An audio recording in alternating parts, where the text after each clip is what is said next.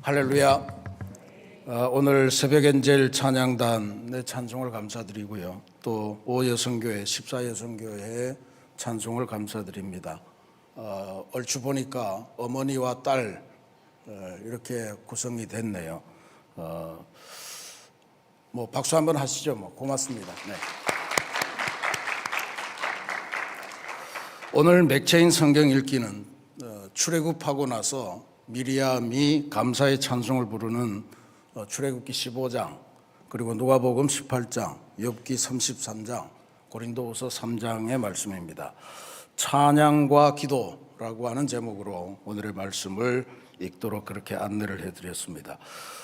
주님의 사랑으로 큰 은혜가 임하는 사순절의 하루, 또 3월의 삶을 주님의 은혜로 열어가는 비전과 결단의 하루가 여러분에게 임하기를 주님의 이름으로 소망합니다.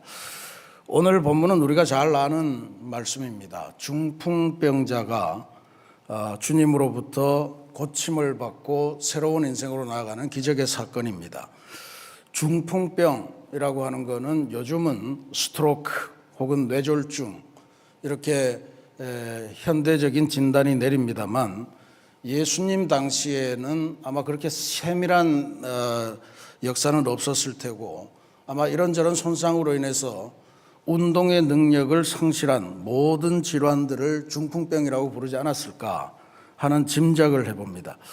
근데 그 당시든 지금이든 이 중풍병이라고 썼을 때의 핵심은 아마 마비라고 하는 것에 있으리라 그렇게 봅니다.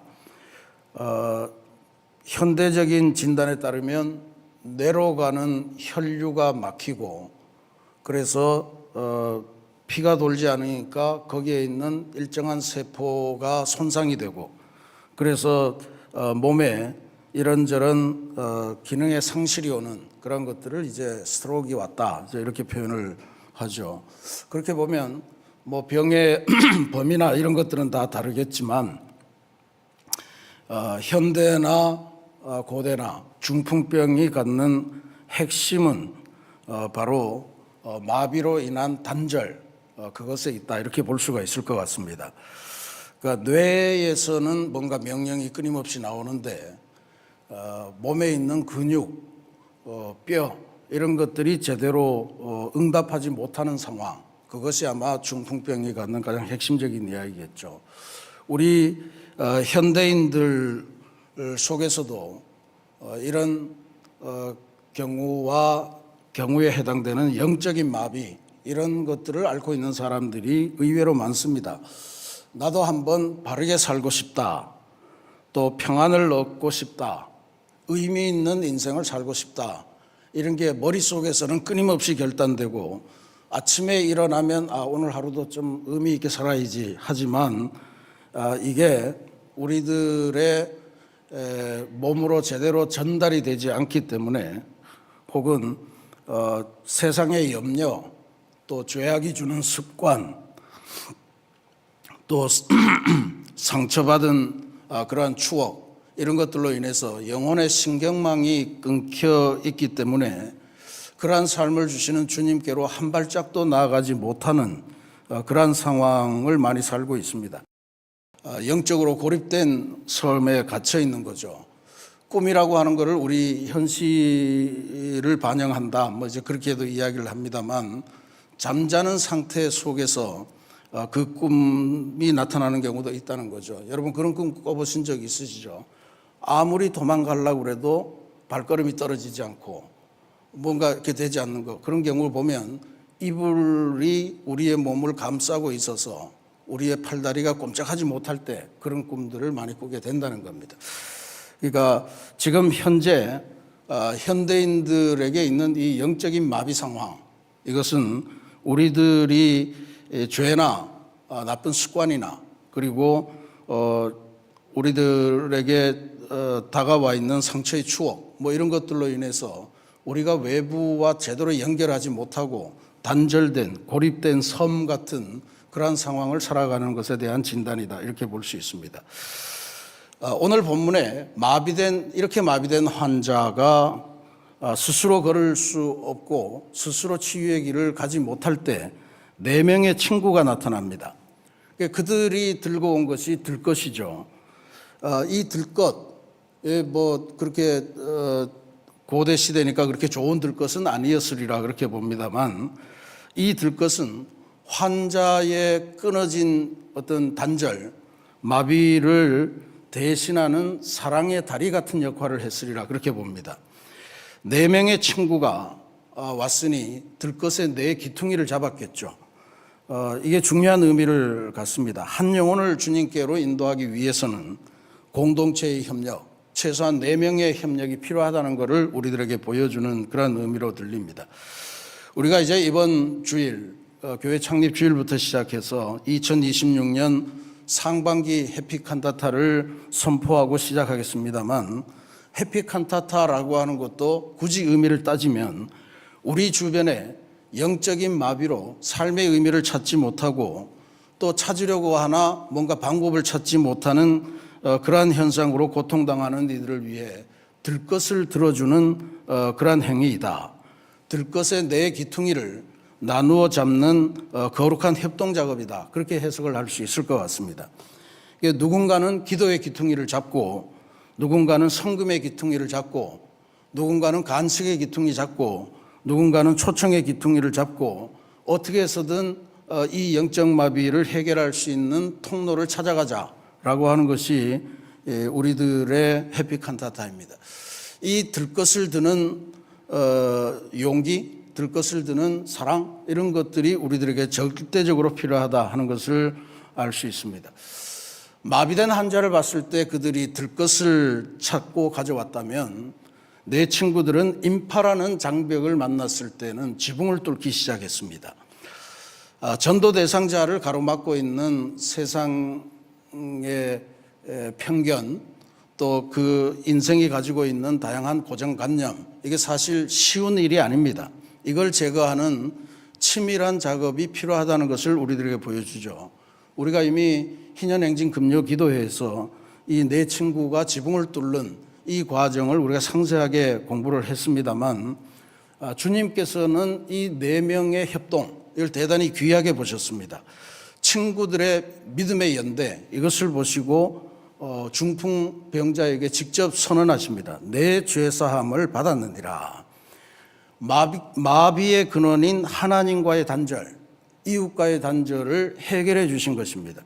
그리고 명령하십니다. 내 상을 들고 집으로 가라. 어제 묵상한 베데스다 연못가의 그 38년 된 환자에게도 주님께서는 아주 동일한 그런 선포를 하셨죠. 내 자리를 들고 일어나 걸어가라. 이게 자리, 이 중풍병자의 들것, 또 38년 된 환자의 자리, 이건 사실은 괴로움의 자리 아닙니까? 아픈 상처의 자리고 부끄러운 자리, 할 수만 있으면 잊어버려야 될 그런 자리인데 주님께서는 그걸 굳이 가져가라고 그렇게 말씀하십니다. 이 자리는 이제 여기다 남겨두고 새로운 삶으로 걸어가라 했으면 이해하기가 쉬운데 왜 이걸 굳이 들고 가져가라고 그러셨을까? 왜냐하면 그게 증거가 되기 때문이겠죠. 그래서 중풍병자들에게 있어서 그들을 꽁꽁 묶고 있던 그 마비의 자리, 이런 것들은 수치의 자리일 뿐만 아니고 새롭게 태어나시게 하신 분을 증거하는 그러한 증거의 자리로 변화된다라고 하는 것을 알 수가 있습니다. 성도들의 연합으로 또 주님의 은총으로 생명을 살려낸 생생한 증거, 그것이 바로 우리들의 자리다. 그래서 모든 해피칸타타로 말미암아 또 우리가 살아가는 그리스도인의 삶에서 과거의 자리라고 하는 것은 주님을 증거하는 증거로 작용될 때 우리에게 그 자리는 대단히 소중하다는 것을 보여줍니다. 우리가 들 것도 들고 지붕도 뚫고 하는 일의 이 종점은 예수님께로 연결하는 것에 있음을 다시 한번 확인하는 것이 중요합니다. 예수님께서는 마비 환자의 아픔도 보셨지만 협동과 사랑으로 들 것을 들고 지붕을 뚫는 친구들의 이 협동정신, 연대의 마음, 이것을 보면서 단순히 병 고침을 넘어서 죄사함의 은총으로 확실하게 나아가셨다라고 하는 것을 우리들에게 분명히 선언하셨습니다. 서기관들이 질문을 한 거잖아요. 네가 도대체 뭔데 병은 고치더라도 왜 죄사함까지 선포하냐. 예수님께서 하시는 말씀이 그 말씀입니다. 내가 여기서 이 환자에게 네 자리를 들고 걸어가라 라고 하는 말하고 네 죄가 사함을 받았다라고 하는 이 말하고 어느 게 더 쉽겠냐. 예수님의 마음은 병을 고치는 네 이거 들고 걸어가라 라고 하는 거에 그치면 나도 편하고 나도 문제 안 삼길 테고 그렇게 될 텐데 내가 굳이 왜 죄사함을 선포하겠느냐. 죄사함을 선포하기 위해서 이 병 고침의 기적을 행했다라고 하는 것이 주님의 말씀입니다.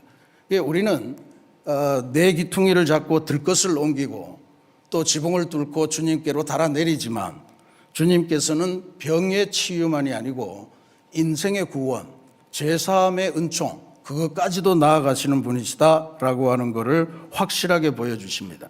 이게 마비를 풀려고 들것을 든 우리들에게 죄사함의 은총, 구원의 은총까지 베푸시는 그 주님. 그렇기 때문에 전도가 필요한 겁니다. 죄사함의 은총까지만 가려면 사실은 병원까지만 있으면 되는 거죠. 근데 오늘 우리에게 교회가 있다는 것, 그리스도인들의 전도 사역이 있다는 것은 바로 죄사함의 은총, 구원의 은총을 얻어야 하기 때문에 그렇습니다.